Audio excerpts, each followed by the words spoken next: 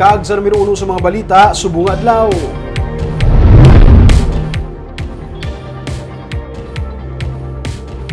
Regulated nga truck ban sa Circumferential Road kag no parking sa Lacson Street ginpatuman na. May mga nakibot kay wala makahibalo. Yaring report. Wala makahibalo ang ini nga lalaki nga nagadala sa tricycle nga one-way na lang ang Aguinaldo Street. Ginsugata niya ang tanan nga mga motorista.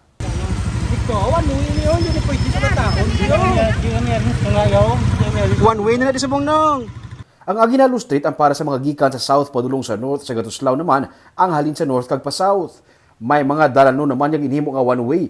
Ini para ma-minimize ang pag-left turn sa mga salakyan sa Lacson Street kag para may area nga maparkingan ang mga motorista kag mahawanan na ang Lacson. Sunod sa kay Major Junji Liba, ang pamuno sa Bacolod Traffic Authority Office, sa una nga adlaw sa implementasyon, hindi gid man malikawan nga may mga wala pa makahibalo sa panibago nga traffic scheme. Pag walibot naton halin sa Lacson, una-una gid no ara gyapon kay exist ang mga illegal parking. No? So ang ginimo ta dalatag patrol gina call kong ila attention so kakibot yan sila kay ginabusinahan ko tudo-tudo nga yung tatbala para calling their attention nga hindi sila pwede na magpark. Kag at the same time kung ginahimo ko, at least ma-inform ko man ang mga establishmento, even the guards.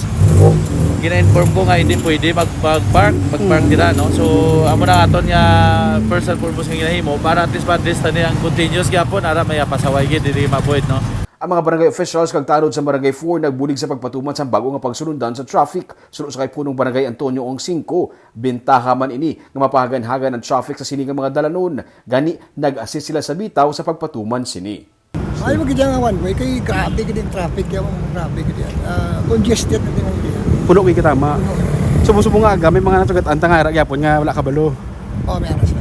Pero na-controller gid yan. Na-controller. Basta may tao lang kada bangka, hindi kita maproblema. Sa Kagawad Zao Pastrana, nagbulig man pahibalo sa mga motorista nga one-way ang Gatuslao kag Aguinaldo, pero ginatingwaan gid nila nga malikawan ang binaisay sa mga driver. Balik na with a smile Sawayon sila naton nga gayong gyapon. Hindi pwede kay ti basi kainit nga dan sa chimpo. Mainitay ano lang gyapon. Mayuhan to sila gyapon para man sa ila tanan. Pag magnami ang flow. Sakto man ang desisyon ni Major Liba kag support kami kung anong pati nakata.